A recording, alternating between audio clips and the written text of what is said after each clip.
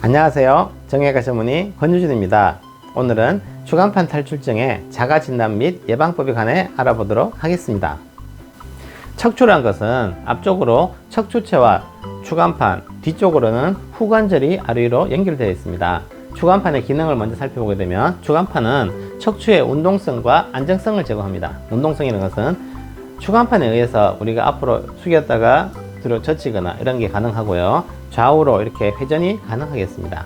그리고 추간판은 전체 척추체를 아래 위로 다 연결시켜주는 역할을 하고요. 전체 척추 길이에서 추간판의 높이는 약 25%를 담당하겠습니다. 구독, 좋아요, 알림 설정은 영상 제작에 큰 힘이 되겠습니다. 추간판의 구성을 살펴보게 되면요, 바깥쪽으로는 섬유륜이 있고요, 안쪽은 수액이 있습니다. 섬유륜이라는 것은 외측에 위치하게 되고 주로 일형 콜라겐으로 구성되어 있습니다. 섬유륜은 높은 장력이 있어서 척추체가 아래 위로 서로 분리되는 것을 방지하고요, 수액이 바깥쪽으로 탈출하는 것을 잡아주는 역할을 하겠습니다. 두 번째로 수액이란 것은 중심부에 위치하겠습니다. 주로 2형 콜라겐과 88%의 물로 구성되어 있습니다. 수액은 추간판의 높이를 유지하고 압박력을 담당하는 역할을 하겠습니다. 추간판 탈출증 디스크의 정의에 관해 알아보도록 하겠습니다. 첫 번째로 추간판이 돌출되는 것입니다. 이렇게 보시면 추간판이 뒤쪽으로 튀어나온 것을 볼 수가 있고요. 이 튀어나온 추간판이 뒤쪽에 있는 신경을 자극하는 증상, 그리고 이 튀어나온 추간판이 염증 물질들을 분비합니다. 그 염증 물질들에 의해서 요통 및 하지 방사통을 유발하는 신경 증상을 유발할 수가 있겠습니다. 이 그림을 보시면 바깥쪽으로 둘러싸고 있는 것이 섬유륜이고요, 안에 있는 것이 수액입니다. 수액이 중심부에 있어야 될 수액이 섬유륜이 찢어지면서 뒤쪽으로 흘러나가는 것입니다. 이것이 신경을 자극했을 때 이런 증상들이 생기고요. MRI를 보시게 되면 허리뼈 요추는 1번부터 5번까지 있고 그 아래쪽을 천추라 그럽니다. 여기서 5번 여추와 1번 천추에 보시면 요 추간판 높이가 감소되어 있으면서 이게 디스크가 이렇게 튀어나와 있는 것을 볼 수가 있습니다. 이것을 추간판 탈출증이라고 진단할 수가 있겠습니다. 그러면 우리가 굴고 신전했을 때, 앞으로 숙이거나 뒤로 젖혔을 때 수액의 위치를 살펴보도록 하겠습니다.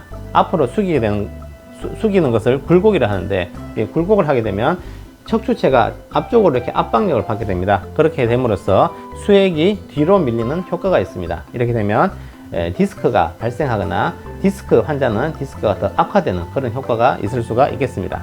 신전, 그러니까 뒤로 젖히게 되면 척추체가 앞에서 이렇게 벌어지는 효과가 있습니다. 그러면 수액이 앞으로 밀리게 되고 디스크가 좀 호전되거나 아니면 디스크 추간판 탈출증에서 섬유륜이 찢어진 게 서로 치료가 되는 그런 효과가 있을 수가 있겠습니다.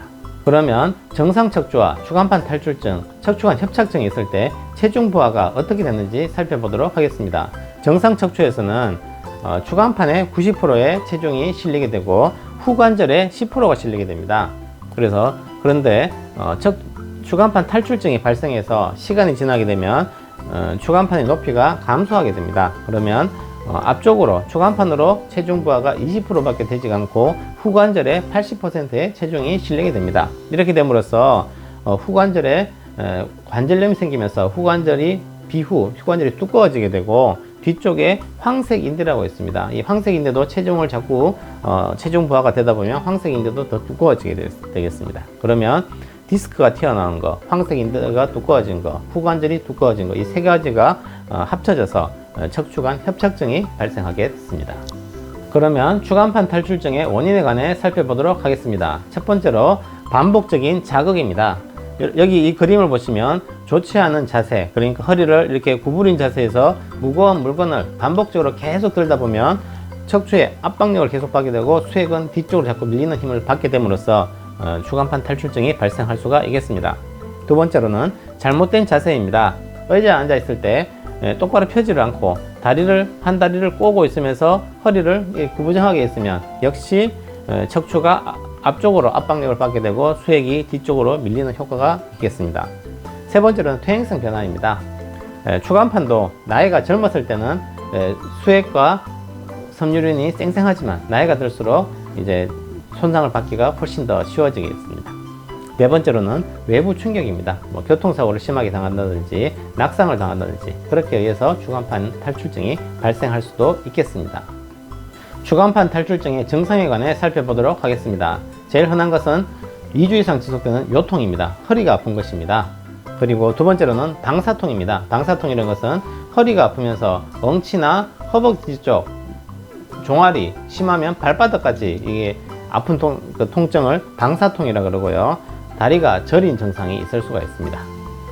그리고 드물지만 심한 추간판 탈출증 환자분들께서는 감각이나 운동신경이 마비가 돼서 다리가 힘이 빠진다든가 감각이 떨어지는 증상이 있을 수 있고요. 더 심해지면 이제 대소변을 담당하는 신경의 마비에 의해서 대소변 장애도 발생할 수가 있겠습니다. 그러면 추간판 탈출증의 자가진단법에 관해 말씀드리겠습니다. 첫 번째로 허리 통증이 2주 이상 지속과 반복이 된다.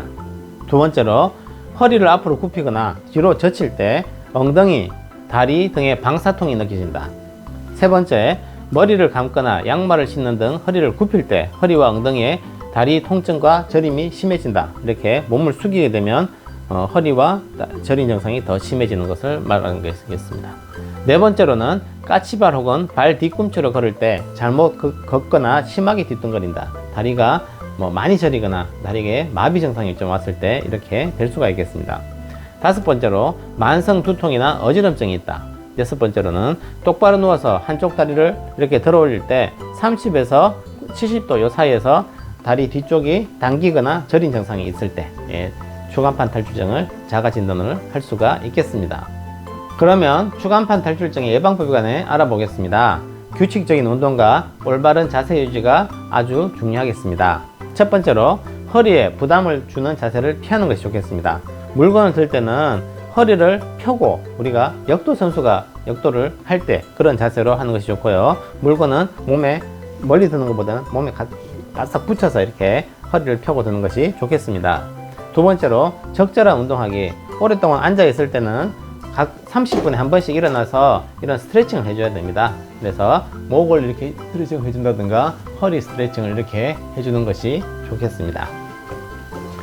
세 번째로 평소 올바른 자세 유지하기. 여기 보시면 스마트폰을 볼 때 너무 이게 몸을 숙여서 본다든가 아니면 의자에 앉아 있을 때 다리를 꼬거나 허리를 이렇게 숙이거나 옆으로 이렇게 휘어져서 이렇게 앉아 있거나 이런 것이 아주 안 좋은 자세가 되겠습니다. 그리고 서 있을 때는 가슴을 이렇게 펴고 턱을 당기고 이렇게 이런 자세로 서 있는 것이 좋겠습니다. 네 번째로 허리 근력 강화 운동 꾸준히 하기. 그래서 허리 척추 길이근 이런 것을 강화시키고 엉덩이 근육도 아주 허리를 건강에 중요하겠습니다. 그러면 허리가 몸이 딱 여기 바로 펴지는 이런 자세를 유지할 수가 있겠습니다. 지금까지 시청해 주셔서 감사드립니다. 다음에도 더 재미있는 영상으로 여러분들께 인사드리겠습니다. 감사합니다.